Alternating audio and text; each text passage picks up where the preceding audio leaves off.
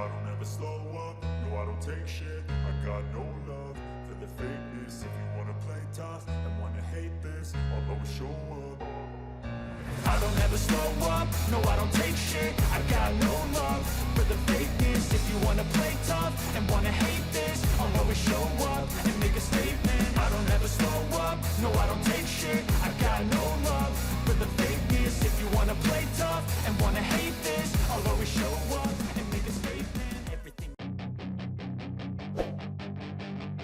Sebenarnya di Grand Prix Malaysia Sepang 2022 akhir pekan lalu, Marc Marquez dan HRC itu nyambi balapan juga persiapan untuk jelang tes pramusim pertama 2023, yang akan dilakukan pasca race weekend terakhir 2022 di Valencia nanti.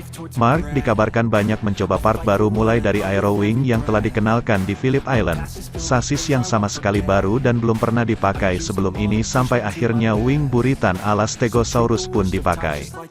Marc dan HRC ingin mencari data-data awal yang akan mereka gunakan untuk menguji RC213V 2023 di Valencia nanti, baik itu setup dasar, gear mapping dan lain sebagainya.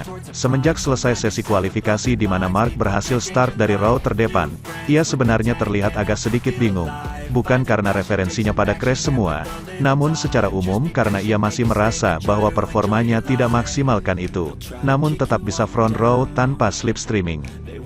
Balapannya sendiri, Marquez mempertahankan posisi keempatnya di lap pembuka. Sebelum turun ke posisi ketujuh, dia bertarung melawan rekan setimnya tahun depan, Joan Mir, Alex Rins dan disalip oleh Jack Miller di lap terakhir. Itu balapan yang panjang dan sulit.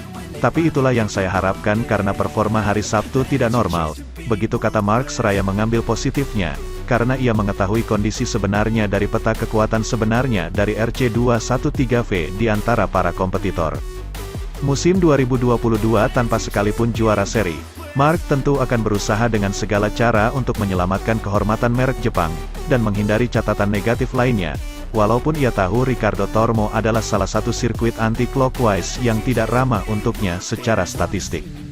Namun semua itu masih diuji dengan spek mesin dan platform RC213V 2022, dan ternyata motor yang hadir di Misano Test beberapa bulan yang lalu pun belum spek 2023. Spek anyar ini baru direncanakan hadir pada tes IRTA akan dilakukan pada tanggal 8 November tahun 2022 nanti.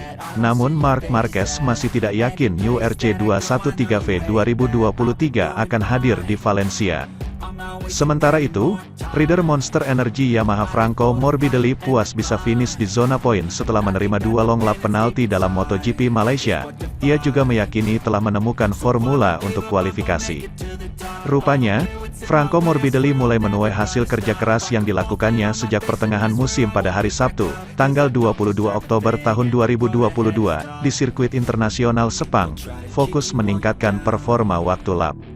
Untuk keempat kalinya musim ini, Morbidelli adalah salah satu dari 12 pembalap yang berhasil tembus ke kualifikasi kedua, Q2, Grand Prix Malaysia, memperebutkan posisi dalam 4 baris pertama grid.